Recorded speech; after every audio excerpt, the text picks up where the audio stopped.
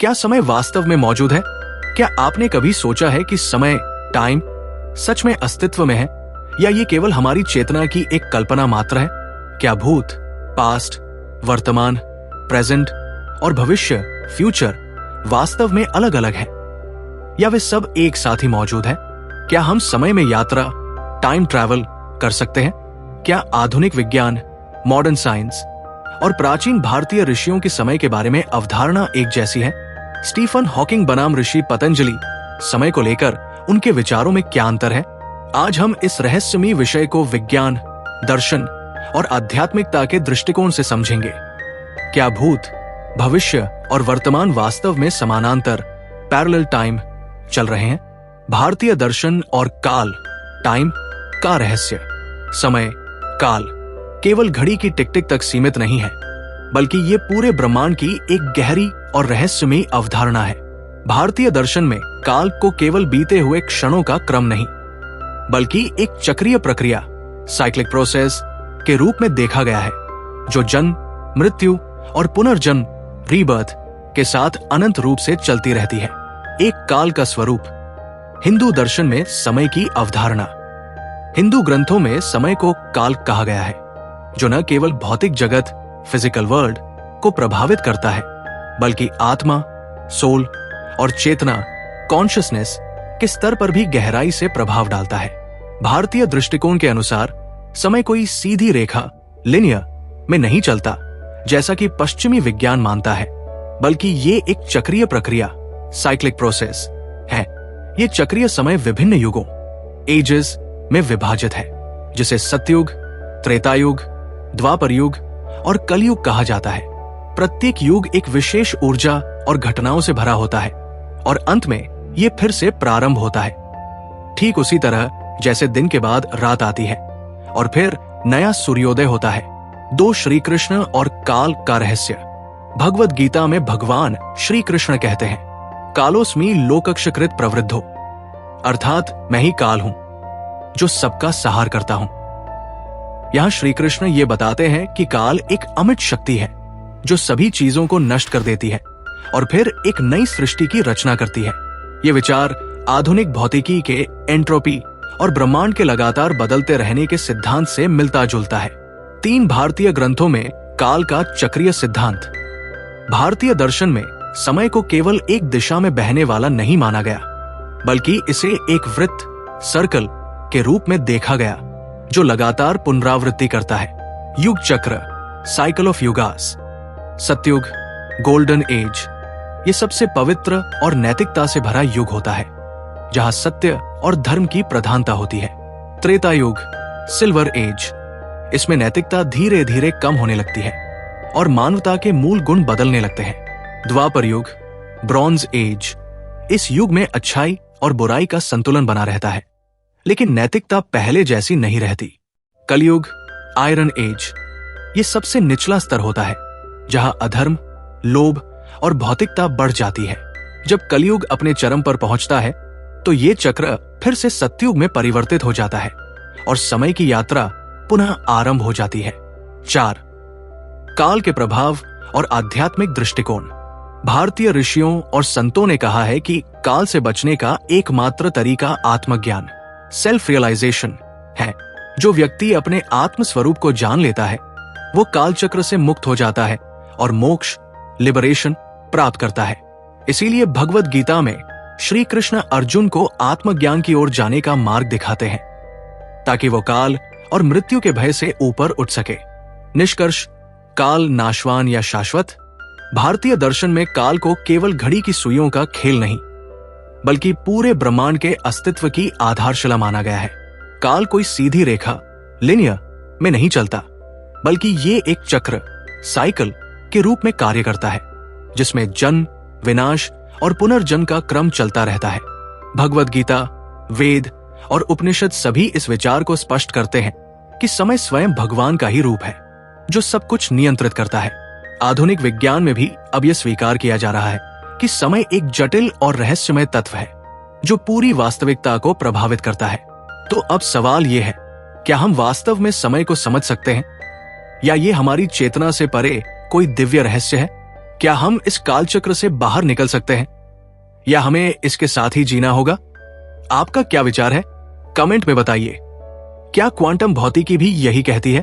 भारतीय दर्शन और आध्यात्मिक ग्रंथों में समय, काल को एक मायाजाल, इल्यूजन बताया गया है। लेकिन क्या आधुनिक विज्ञान, विशेष रूप से क्वांटम भौतिकी, क्वांटम फिजिक्स और सापेक्षता का सिद्धांत, थ्योरी ऑफ रिलेटिविटी भी यही कहता है? आइए इसे गहराई से समझते हैं। एक आइंस्टाइन और समय एक माया, इल्यूजन हो सकता है। प्रसिद्ध वैज्ञानिक अल्बर्ट आइंस्टाइन ने कहा था कि समय एक स्थिर वास्तविकता नहीं है, बल्कि ये सापेक्ष, रिलेटिव है और ये पर्यवेक्षक, ऑब्जर्वर के दृष्टिकोण पर निर्भर करता है।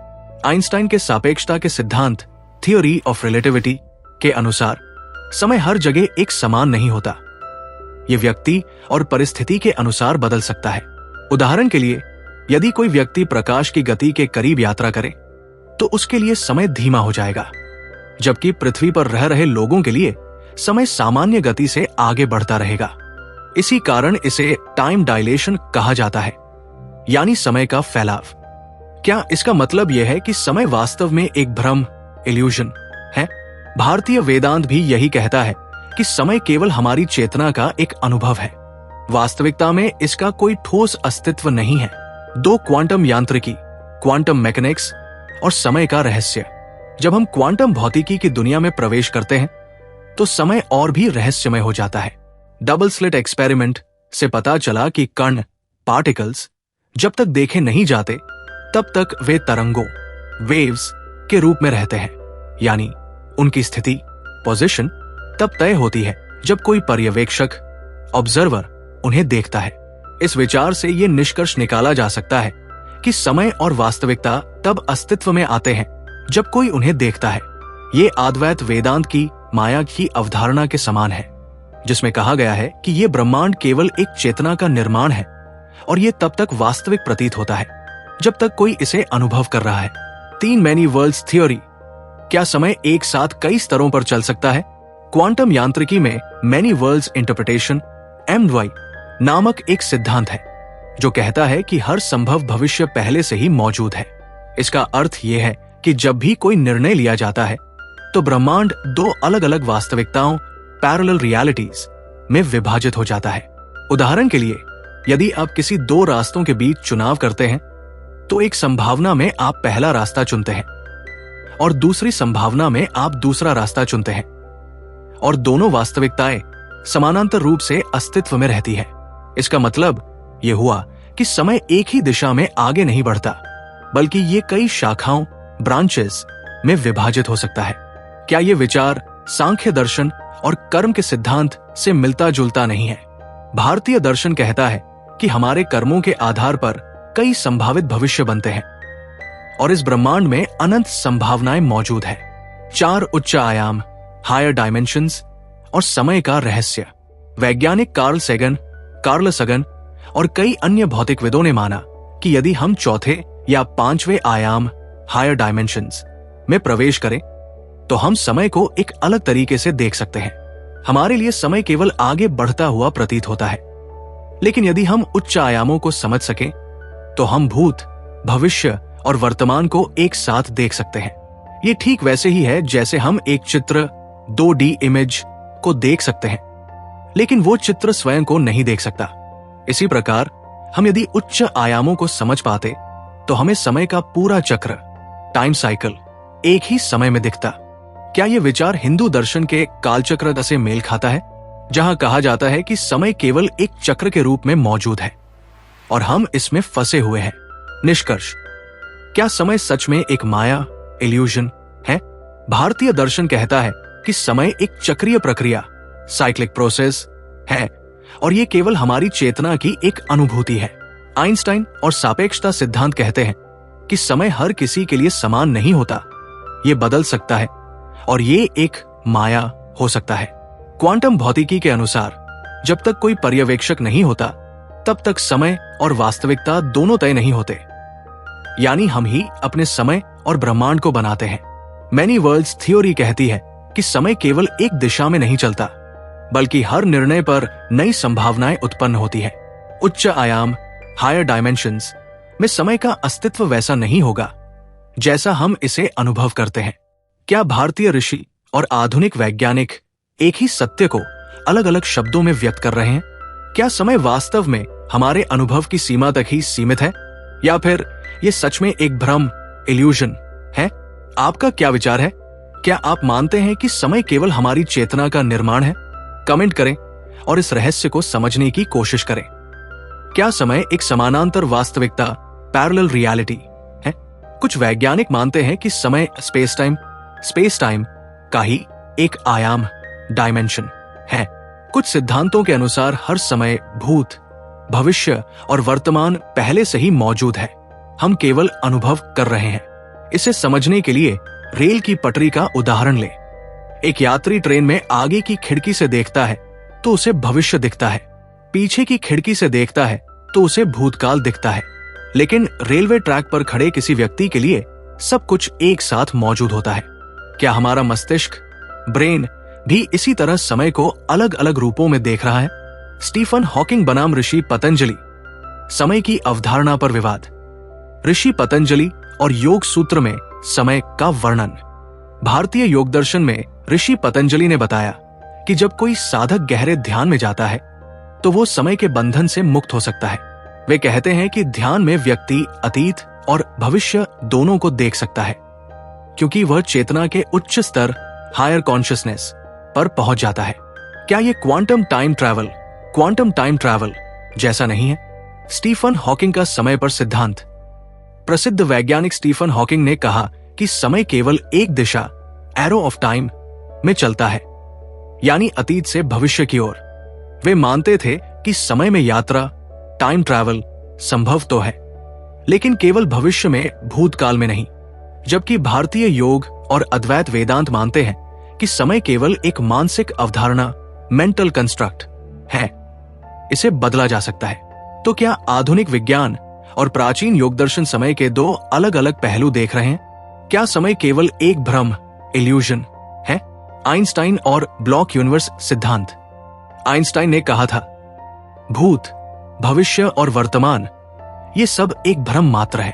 उनके अनुसार समय का अस्तित्व वैसा नहीं है जैसा हम सोचते हैं, बल्कि ये पहले से ही मौजूद होता है। इस सिद्धांत को ब्लॉक यूनिवर्स थ्योरी कहा जाता है, जिसका अर्थ है कि पूरा ब्रह्मांड और समय पहले से ही तय है, हम केवल इसे अनुभव कर रहे हैं। अद्वैत वेदांत और माया, इल्यूजन ऑफ टाइम। आदि शंकराचार्य कहते हैं कि समय और स्थान केवल माया, इल्यूजन है।